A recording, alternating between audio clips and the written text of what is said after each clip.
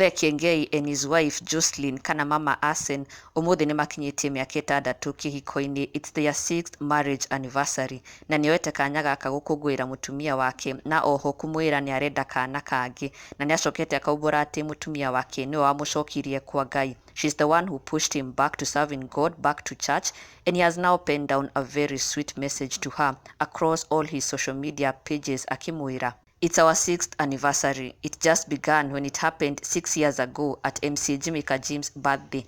I promised to heal my heart through you, and you have truly been a good doctor to me. As we celebrate our 6th, we have achieved a lot in those few years, but anticipating for a lot more in coming years till we blow 100. The best gift ever is pushing me back to serve God. You promised me a second kid if I will go back to church and serve God, and now here we are, bado nangoja.